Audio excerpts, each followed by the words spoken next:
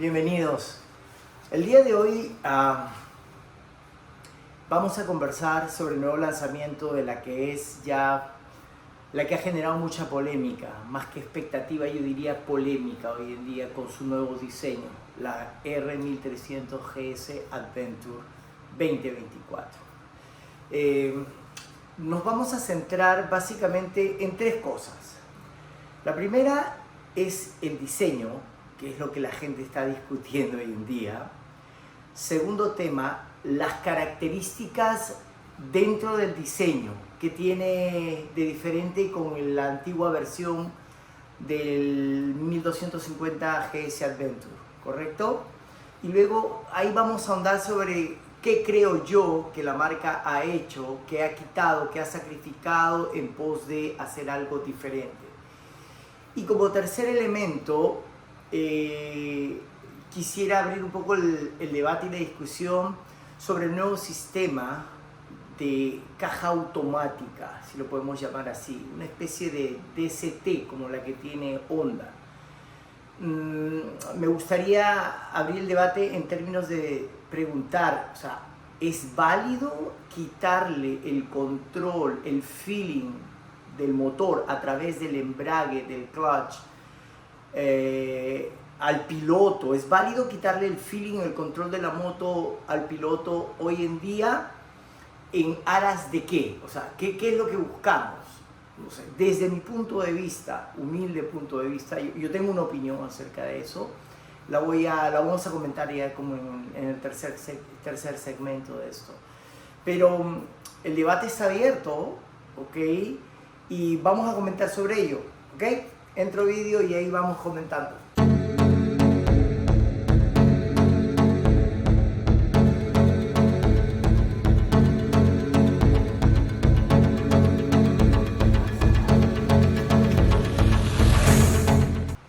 Entonces, vamos a ser un poco ordenados y tratar de identificar y ver estas características o este tema del diseño, ¿no? Vamos a hablar primero del diseño del nuevo modelo de la R1300 GS Adventure. Algunos dirán que la era del elefante murió, porque el modelo anterior, la 1250 GS Adventure, súper grande, masiva, la moto, asemejaba el volumen de un elefante, por decirlo así, ¿no? Como para hacer una analogía en términos del volumen. En cambio ahora BMW ha cambiado el diseño incluso desde del pico de pato, ya no es más curvado, ahora es mucho más recto, como si asemejara un colmillo de un rinoceronte, ¿no? Ahora la era digamos que bienvenida a la nueva era del rinoceronte con los modelos de BMW. Y a primera vista, tengo que ser honesto, a primera vista no me gustó la moto. O sea, parecía más como coincidía con algunas personas que dejaban en sus comentarios, ¿no? Decía, parece un Lego mal armado, gigante, monstruoso, voluminoso. Parece un Lego, estoy de acuerdo. Lo primero que pensé cuando la vi fue, es un Lego con ruedas. Puede haber gustos a favor y otros en contra, ¿no? Nunca va a estar nada dicho con certeza, porque para gustos y colores lo han escrito los autores. Pero en mi particular apreciación considero que sí, o sea, rompe un poco, como le decía a un amigo, rompe la línea tradicional a la que nos tenía acostumbrado BMW. Digamos, nos tenía acostumbrado a esas líneas suaves, curvas, esas líneas que evocan, pues, no una moto continua, digámoslo así, en términos de diseño, nada radical o disruptivo, si lo queremos llamar así. Pero ahora BMW lanzó el año pasado la 1300 GS, rompiendo un poco de a primera vista el esquema tradicional del bifaro, que era costumbre de BMW, y nos mandó con el Matrix LED, ¿no? Este faro de X, que la verdad cuando la vieron por primera vez algunas personas decían, oye, mira, se copiaron de Se copiaron en algo, un poco el shape de la B-Strong. Pero bueno, BMW implementó nuevos cambios. El tema, lo más saltante a primera vista, obviamente era el faro por la 1300.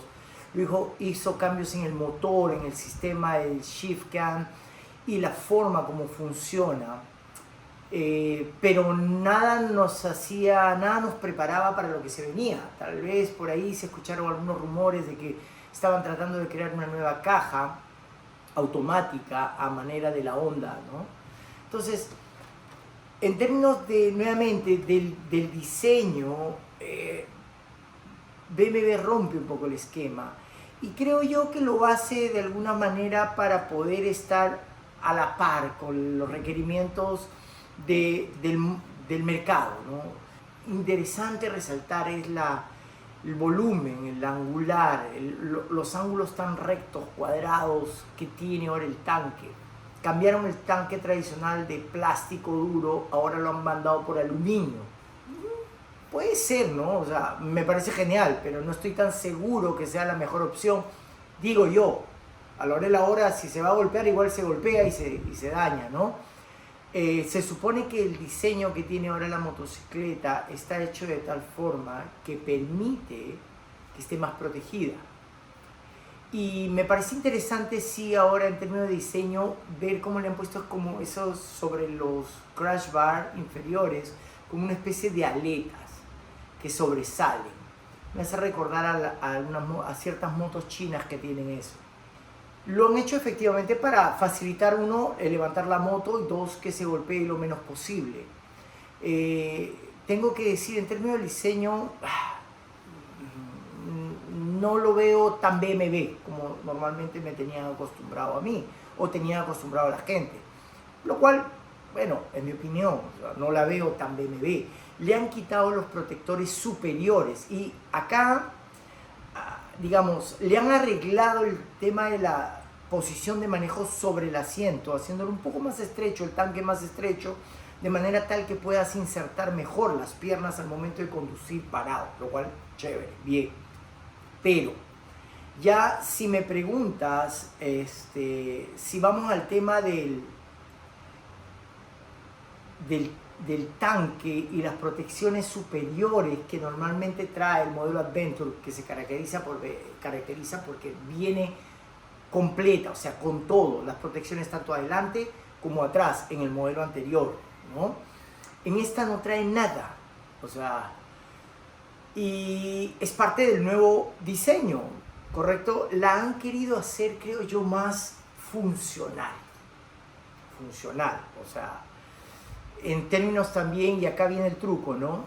Se dieron cuenta de que muchos usuarios de las motos le colgaban bolsas a los laterales, bolsas con herramientas, bolsas con accesorios, lo que sea, pero todos llevaban partes de otras, digamos, que no eran BMW, accesorios colgados en la moto, ¿correcto?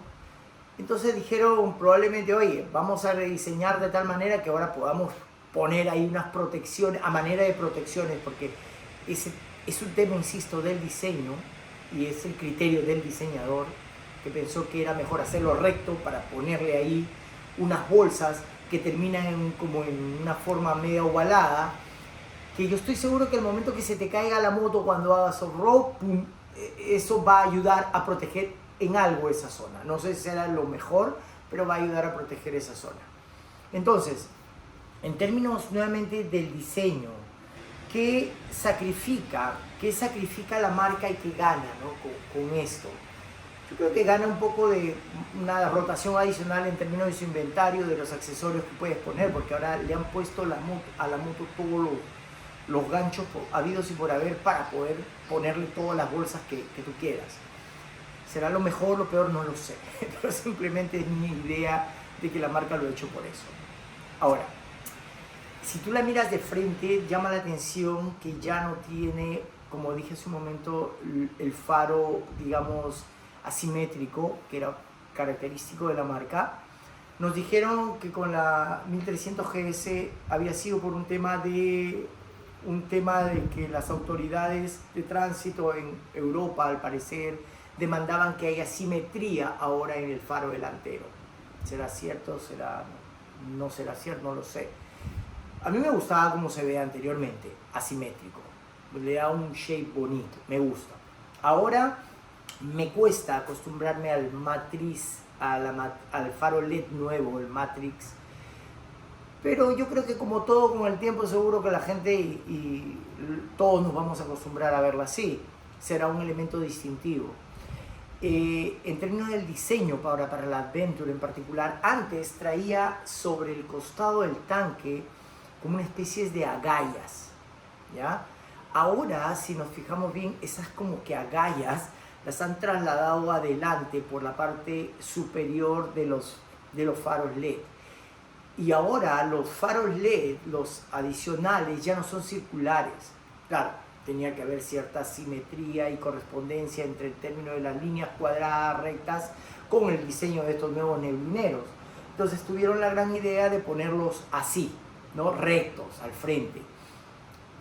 No sé si sea lo mejor, correcto, no sé si sea lo mejor, pero yo estoy seguro que deben alumbrar un montón, porque la nueva generación de faros LED de la 1250 GS Adventure actual alumbran un montón, nada que ver con la primera generación de faros LED.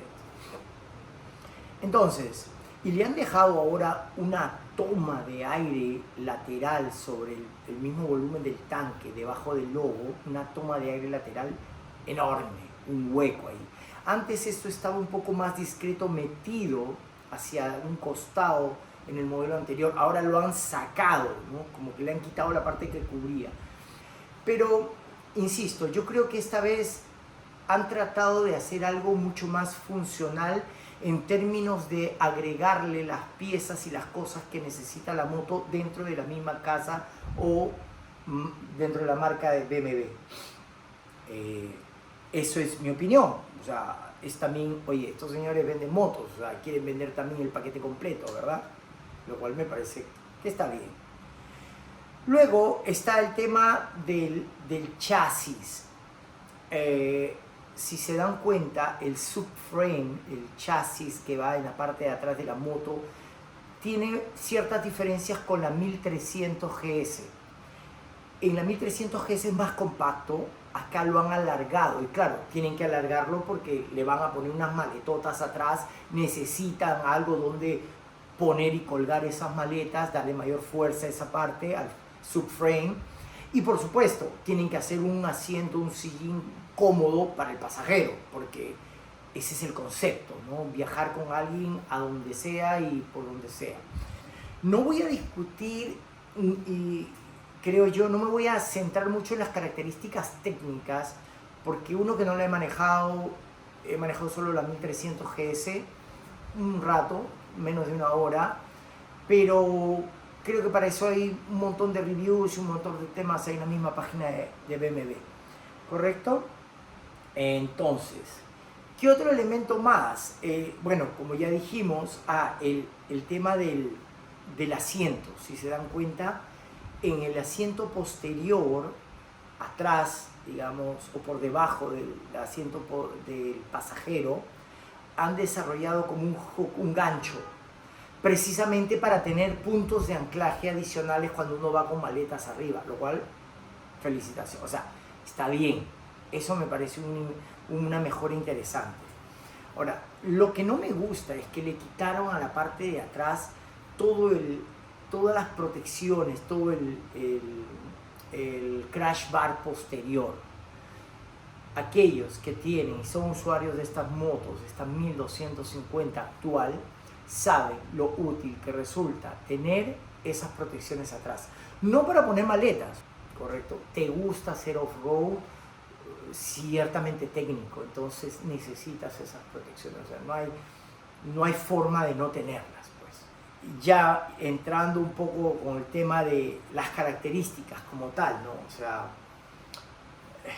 la moto como en sí se ve masiva, brutal, grande. Por ende, uno asume al pensar que es la mega, ¿no? Hiper duper moto de BMW, la nueva GS Adventure 1300, asume que las características que va a tener en términos de detalles van a ser brutales. Y tengo que decir lo que no nos deja mal, o sea, sí, pero la pregunta es, ¿qué tan funcional puede ser eso a la hora de hacer? No, oye, si el mercado, todos los super viajeros buscan motos más livianas con grandes capacidades de motor, ¿por qué la marca nos sigue metiendo la idea de que la moto más grande es la mejor para meterte por donde sea? Ahí, bueno, dependerá de cada piloto, pues, ¿no? Y acá le agregamos una derivada más, que es lo siguiente, y lo digo porque lo he vivido en carne propia. Si usted es un piloto con los skills a un nivel alto, high level, pues bienvenido, ¿no? Maneja la moto que le da la gana, porque usted puede. Pero si usted es un piloto promedio, digamos, un piloto que se compró pues después de mucho esfuerzo una buena moto, ¿no? La supermoto, y cree que va a poder hacer off-road con esa supermoto, déjeme decirle que está equivocado, y lo digo por experiencia propia. Porque el rato que me metí a hacer un off-road mucho más serio, me encontré en serios aprietos con mi moto. No porque la moto no pueda, porque el promedio de nosotros, los pilotos amateur, los pilotos aficionados a este mundo de las dos ruedas, no tenemos los skills suficientes. Claro, algún hater va a decir, o alguien va a decir, bueno, haga su curso de BMW. Sí lo he hecho, pero eso toma tiempo, ¿verdad? Desarrollar esos skills. Y también lo otro es el setup que tienes acá respecto al peso de la moto. En términos de las nuevas características o features también que le han agregado, lo más saltante es que ahora ya no trae palanca de embrague. Okay. Y esto me lleva ahora a hablar del tercer punto, ¿no? O sea, ¿qué es lo que la marca está buscando? O sea, ¿qué es lo que queremos al final? Quitarle al piloto el control, el feeling de la motocicleta, reemplazando ese clutch, que el de BMW debo decir que es uno de los más suaves, parece una mantequilla el embrague, reemplazándole ese feeling del embrague por un sistema, digamos, automático, tipo la DST. Ya, es como una super scooter con asteroides, ¿no? Cuesta acostumbrarse. Pero ahora a este monstruo de moto que es la 1300 GS Adventure, tú le estás quitando el embrague, se lo estás trasladando, toda esa responsabilidad del feeling del motor, del control del clutch, a un sistema automático que tiene ahora la moto, porque lo que te venden ahora es el concepto de que tú puedes seguir usando la palanca de cambios, ¿correcto? Y la pones en opción manual, entre comillas. Claro, porque el embrague es electrónico. Entonces, eso de que el embrague es electrónico, no sé. La verdad no sé si es lo mejor. Habrá que ver qué ocurre, ¿no? En el mercado, si es lo más acertado o no, el mercado lo dirá. Aunque probablemente como es BMW, pues muchos, y me incluyo tal vez entre ellos, querramos tenerlo, ¿verdad? La otra opción es que lo pongas en el modo o manual o automático, en el cual ahí sí le entregas todo la moto, solo te dedicas a acelerar y te olvidas de esta mano para el clutch. Como una DST, lo mejor es tratar de darle la opción. Espero yo que la 1300 GS Adventure venga con la opción de que tú, como todo es configurable en BMW, tú le preguntes, oye, quiero que me dejes con el cambio y con el clutch, con el embrague, como siempre viene. Y de repente eso te va a costar unos $2000 menos, de repente, no lo sé. Pero aparentemente por los videos que he estado viendo, parece que la Adventure se va a diferenciar de la versión GS precisamente por darte la oportunidad de quitarte el clutch para que controles la moto manualmente, solo creyendo que estás, ¿no?, bajando y subiendo los cambios, o entregándole todo el control a la motocicleta. No sé si así será, pero desde mi perspectiva yo cuestiono un poco eso, ¿no? Porque al final es una máquina y la máquina se supone que debe de alguna manera responder a las expectativas del piloto. Y eso implica tener cierto control de la motocicleta a través de los mecanismos, llámese palanca de cambios, palanca de embrague, llámese acelerador, llámese freno delantero, o sea, yo controlo el vehículo, no es que yo soy un accesorio más del vehículo, ¿correcto? Entonces, mi crítica es esa. Yo no sé si a ustedes les parece genial entregarle el control de la moto al motor, al sistema, tal cual.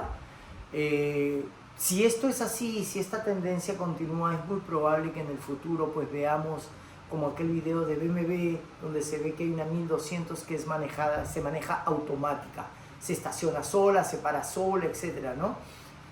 Espero que no lleguemos a eso, porque lo interesante y lo divertido de este mundo de las dos ruedas es que tú tengas el control de la moto, no que la moto te lleve a ti. Me explico, ¿no? Entonces, eso.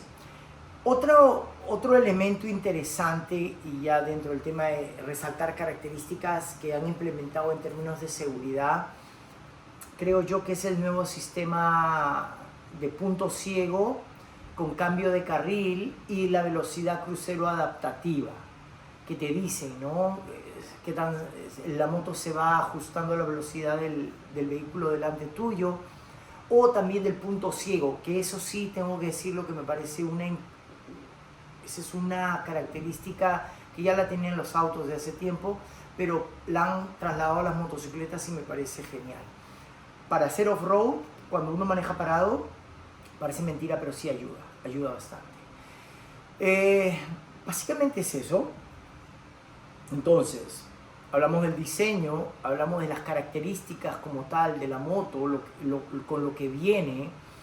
Los nuevos sistemas tienen los mismos modos de manejo de la 1250.